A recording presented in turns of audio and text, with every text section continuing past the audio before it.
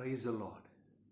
இந்த காலை வேளையில, இந்த ஜெப நேரத்தில் நம்பிக்கையோடு கூட தேவ சமூகத்தில் உங்களுடைய காரியங்களை வைங்க. உங்களுக்கு பதில் உண்டு. சோர்ந்து போகாமல் ஜெபம் பண்ணுங்க. அவர் நம்முடைய நம்பிக்கை, நம்முடைய கோட்டை, நம்முடைய நங்கூரம். எந்த ஜெப வேளை உம்மை தேடி வந்தே, தேவா பதில் தாருமே. எந்த ஜெப வேளை உம்மை தேடி வந்தே, தேவா பதில் தாருமே. எந்த கோட்டை, எந்த தஞ்சம் நீரே, உம்மை நான் நாடி வந்தே. கோட்டை, எந்த தஞ்சம் நீரே, உம்மை நான் நாடி வந்தே. அந்த கோட்டையை, அந்த நங்கூரத்தை தேடி வருவீர்கள் என்று சொன்னார். நீங்கள் உங்க சந்ததி வாழும்.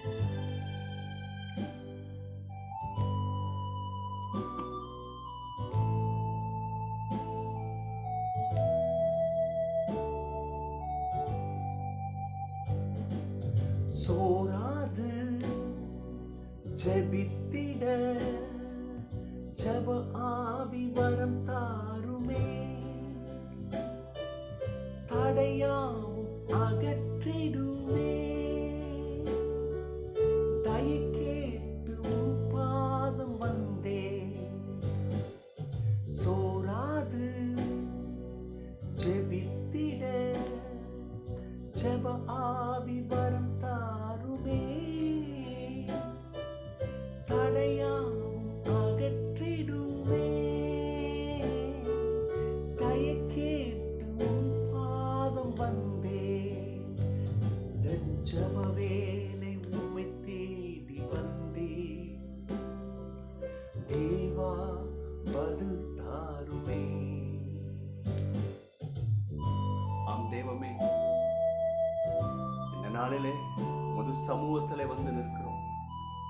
ஏனென்று சொன்னால் நீரே பதில் தருகிறவர், நீரே பதில் செய்கிறவர். என்னை நோக்கி கூப்பிடு, நான் உனக்கு மறு உத்தரவு தருவேன் என்று சொன்னேன். இன்றைக்கு முது பிள்ளைகள் வாழ்க்கையில் இருக்கிற தடுமாற்றங்கள், போராட்டங்கள், சோர்வுகளை நீக்குவீராக. இன்றைக்கு முது பிள்ளைகளுக்கு நீர் பதில் செய்ய போவதற்கு நன்றி. எத்தனையோ நாட்கள் அவங்க பதில் தெரியாம அலைஞ்சிருக்கலாம், சோர்ந்து போயிருக்கலாம். தோல்விதான், மரணம்தான், தலகுனிவுதான் முடிவு என்று நினைக்கலாம். கர்த்தர் கண்டிப்பாக பிள்ளைகளுடைய தலையை நிமிர்த்துவீராக. இன்றைக்கு பிள்ளைகள் இந்த ஜெப நேரத்தில் அவர்கள் அர்ப்பணித்து ஜெபம் பண்ணுகிற காரியங்களுக்கு கர்த்தர் பதில் செய்ய போவதற்கு நன்றி. உமது வார்த்தையை அனுப்பி வைக்கிறேன். அவங்க வாழ்க்கையில ஜீவனையும் வாழ்வையும் கொடுக்கட்டும். எப்பொழுதும் இந்த வேத வார்த்தையின் தியானத்தில் எங்கள் இருதயம் அதை உள்வாங்கிக் கொள்ள, பலப்பட, முன்னேற கிருபைப்படாட்டுங்க. ஆமென், ஆமென், ஆமென். ஹல்லேலூயா. கண்டிப்பா கர்த்தர் பெரிய காரியங்களை நம்முடைய வாழ்க்கையில செய்கிறார். அவர் ஒரு நாளும் நம்மளை மறப்பதில்லை, நம்மளை விட்டு கொடுப்பதில்லை. ஆமென். சங்கீதங்களின் புஸ்தகம் 13ஆம் அதிகாரம் 5ஆம் வசனம் இன்றைக்கு ஆதாரமாக எடுப்போம். நான் உம்முடைய கிருபையின் மேல் நம்பிக்கையா இருக்கிறேன், உம்முடைய இரட்சிப்பினால் என் இருதயம் களி கூறும். தாவீது பாருங்க, பல காரியத்தை இந்த சங்கீதத்தில் அவர் சொல்றத பார்க்குறோம். ஆனால் இந்த 13ஆம் அதிகாரத்தில் இந்த சங்கீதக்காரர் அவர் என்ன சொல்லுகிறார்? என் நம்பிக்கையே கடவுளுடைய கிருபைதான்றார். பாருங்க, இன்னைக்கு மனுஷனுடைய வாழ்க்கையில நம்பிக்கை வேற ஒன்றா இருக்கு. அவனுடைய திறமை, அவனுடைய படிப்பு, ஆற்றல், அந்தஸ்து, பெருமை, இதெல்லாம் தான் அவன் நம்பிக்கை. இது இருக்கு, நான் வாழ்ந்துருவேன், ஜெயம் எடுத்துருவேன், எப்படியும் வந்துடுவேன். ஆனால் தாவீதை கொஞ்சம் கவனிச்சிங்கன்னா சொல்கிறதுல விஷயம் இருக்குது.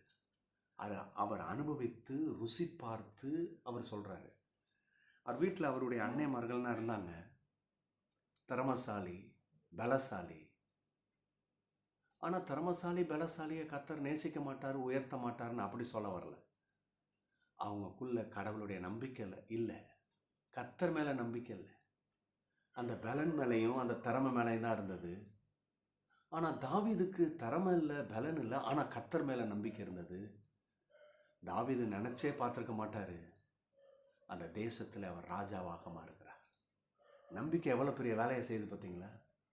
இன்னைக்கு அநேகருக்கு கடவுளுடைய கிருபை மேலே நம்பிக்கை இல்லை. இது இப்படி நடக்கணும், இப்படி நடந்தால் தான் நான் உயருவேன், இப்படி நடந்தால் தான் எனக்கு வேலையில் உயர்வு, இது இப்படியே நம்ம சில சிஸ்டமாக பார்த்துக்கிட்டு இருக்கிறோம். சில உலக வழிமுறைகளை பார்க்குறோம். இது இப்படி பண்ணாதானே உயர்வு, இப்படி இருந்தால் தானே வாழ்வு, இப்படி இருந்தால் தானே என் குடும்பம் பழுகும் பெருகும், நான் இப்படி செய்யணும். தேவ கிருபையை நம்ப பழகுங்க. தேவ கிருபையை முக்கியத்துவம் கொடுங்க. இன்னைக்கு அநேகருக்கு தேவ கிருபை மேலே நம்பிக்கை இல்லை, அதை அண்டர் எஸ்டிமேட் பண்ணி வைப்பாங்க. அது இருக்கட்டும், நம்ம செய்ய வேண்டியதை செய்யணும்னு. அவனும் சொல்லவா, கடவுள் உன்னை சும்மா இருன்னு சொன்னால் சும்மா இருங்க. இருதயம் அவர் மேலே நம்பிக்கையாக இருக்கட்டும், போதும். அவர் கிருபையை பாரு, அவருடைய இரக்கத்தை பாருங்க. உங்கள் திறமைக்கும் உங்கள் ஞானத்துக்கும் உங்கள் அந்தஸ்துக்கும் பக்கத்திலே நிற்க முடியாது. எது உங்கள் அந்தஸ்து, உங்கள் திறமை, எது பக்கத்தில்? தேவ கிருபை மேலே. அது மிக உயர்ந்ததுங்க, சிறந்ததுங்க. நீங்கள் நினைக்கிற அளவு வேற. அதனால தான் அவர் சொல்கிறாரு, நான் வானத்தின் பலகணிகளை திறப்பேன்றார். கொஞ்சம் யோசித்து பாருங்கள். நீங்களும் நானும் வச்சுருக்கோம் பார்த்தீங்களா நம்முடைய வேலெட்டு. அந்த வேலெட் சைஸு சின்னது. ஒருவேளை ஏடிஎம் கார்டு இருக்கலாம், அது இருக்கலாம். ஓகே, இம்மீடியட்டாக நம்ம 1,00,000 கொண்டு வரலாம், 5,00,000 கொண்டு வரலாம். இது அது இல்லைங்க, அதுக்கு மேலே. அதனால தான் வானத்து வேலெட்டு, அது பெரிய பிக் சைஸ். வானமே வேலெட்டு தான், அதை திறக்கிறேன்றாரு. கொஞ்சம் யோசித்து பாருங்கள். அது கிருபை மூலம் தான் பெற முடியும். நீங்கள் உங்களுடைய வேறு அளவுகோலை வச்சிங்கன்னா நம்முடைய வேலட் சைஸில் தான் ஆசீர்வாதங்கள், முன்னேற்றங்கள், திட்டங்கள், இந்த காரியம்லாம் இப்படி தான் இருக்கும். அதுக்கு தான் தேவ கிருபை. உங்கள் பிள்ளைகளுக்கு தேவ கிருபை பற்றி சொல்லிக் கொடுங்க. படிக்கிற பிள்ளைங்க, வாலிப பிள்ளைங்க, கிரேஸை எடுக்க சொல்லுங்கள். ஒருவேளை நீங்கள் ஆசீர்வதிக்கப்பட்டிருக்கலாம், ஒருவேளை நல்ல படிப்பு வந்துருச்சு, ஒரு ஹையர் ஸ்டடீஸ் நல்லா போயிட்டுருக்கீங்க. தயவு செய்து பிள்ளைகளுக்கு அந்த கிருபையை காமிச்சு கொடுங்க. நான் ஏதோ கஷ்டப்பட்டு உழைச்சி சேர்த்து வச்சு இந்த பணம் சேர்க்குறனால தான், இந்த பணம் இருக்கிறனால தான் நீ படிக்கிற, அப்படி காமிக்காதீங்க. இந்த பணம், இந்த வாழ்வு, இந்த வேலை, இதெல்லாம் வந்தது அவருடைய கிருபை. இப்போ நீ படிக்கிறனா அவருடைய கிருபை. அநேகர் இன்னைக்கு கிருபையே நினைக்கிறது இல்லை, வேற விதத்தை ஹைலைட் பண்ணிட்டு இருக்கிறாங்க. நல்லா கவனிங்க. எந்த ஒரு மனுஷன், ஒரு மனுஷி, ஒரு குடும்பம் கிருபையை அவங்க வாஞ்சிக்கிறாங்களோ அது தலை நிமிரும், சந்ததி சந்ததியாய் வாழும். இறுதியாக இந்த வசனத்தில் நம்ம பார்த்தோன்னா 2வது பகுதி, இன்னைக்கு உம்முடைய ரட்சிப்பினால் என் இருதயம் களி கூறுன்னு 2வது பகுதி சொல்கிறார். இன்னைக்கு பாருங்கள், நம்முடைய ஜீவியத்தில் பெரிய விஷயமே என்னென்னா, கிறிஸ்தவ ஜீவியத்தில் மிக முக்கியமானது என்னென்னா ரட்சிப்பு. ஆனால் இன்னைக்கு ரட்சிப்பு பெரிய விஷயமா தெரியல அநேகருக்கு. அவங்க ஜீவியத்தில் பெரிய விஷயம் என்னென்னா, அவங்கக்கிட்ட கேளுங்க, உன் ஏம் என்னென்னா இது ஆகணும், அதாகணும், இல்லையா, சீக்கிரத்தில் இந்த இடத்துல ஒரு இடத்த வாங்கணும், இப்படி கட்டணும். நல்லா கவனிங்க நான் சொல்கிறத. நம்ம வாழணும், சுகிக்கணும், சுதந்திரிக்கணுன்றது கடவுளுடைய திட்டம். நீங்கள் நினைக்கிறதுனால கர்த்தர் செய்யலை, அவர் நினைக்கிறதுனால தான். அப்போ இது இந்த ஆசீர்வாதம் எல்லாம் இருக்குது, இல்லைன்னு இல்லை. ஆனால் கர்த்தரை விட்டுட்டு, ரட்சிப்பை விட்டுட்டு இதெல்லாம் சுதந்திரிக்கணும்னு நினச்சிங்கன்னா தோற்று போயிடுவீங்க. பெறது போல் இருக்கலாம், இல்லை பெற்றுக்கொண்டே இருப்பீங்க, பெற்றுவீங்க, வாங்கிடுவீங்க. சில பேர் சொன்னால் நான் ரொம்ப பெரிய சபைக்கு போகிறதில்ல, அந்த மாதிரி ஆவிக்குரிய அனுபவம்னா கிடையாது, அப்படியாக்கும் இப்படியாக்கும், எனக்கு அபிஷேகம்னா கிடையாது, ஒன்றும் இல்லை, நல்லா தான் இருக்கிறேன், முன்னேறிக்கிட்டு தானே இருக்கிறேன் அப்படின்வான். சில பேர் ஜீவனை நஷ்டப்படுத்திகிட்டு இருக்கான். இப்போ தெரியாது, கண்ணை மூடும் போது தான் தெரியும் எவ்வளோ தூரத்துக்கு நஷ்டப்படுத்திட்டோமேன்னு. உலகம் முழுசு ஆதாயப்படுத்தலாம், ஜீவனை நஷ்டப்படுத்தானா லாபம் ஒன்று கூட கிடையாது. அதனால தான் தாவீது சொல்கிறாரு, ரட்சிப்பினால் என் இருதயம் கழிக்கும். அவர் பாருங்க, இருதயத்தில் எது அவருக்கு சந்தோஷம்னா அவர் ரட்சிப்பு தான் சந்தோஷன்றார். அது இப்படி நடந்தால் தான் சந்தோஷம், இப்படி முன்னேறி இருக்கணும், இதெல்லாம் வாங்கி இருக்கணும். நிறைய பேருக்கு அதெல்லாம் தான் சந்தோஷம். திரும்பியும் சொல்கிறேன், வாங்குவீங்கங்க. நீங்கள் நினச்சி பார்க்குறதுக்கு மேலே கர்த்தர் காரியத்தை செய்வார். ஆனால் உங்களுடைய சந்தோஷம் எதுவாக இருக்கணும்னா, களி கூறுறது எதுவாக இருக்கணும்னா ரட்சிப்பு. காலவெளியில் தேவ ரட்சிப்புக்கு பக்கம் திருப்புங்க, நீங்கள் ஆசீர்வதிக்கப்படுவீங்க.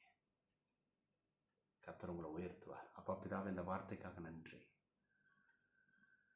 இதில் ஜெயம் எடுக்க கிருபை பாராட்டுங்க. ஆமென். God bless you. இந்த நாள் போய் கர்த்தரை கொண்டாடுங்க. கர்த்தர் பெரிய காரியங்களை செய்வார். ஆமென். பை பாய்.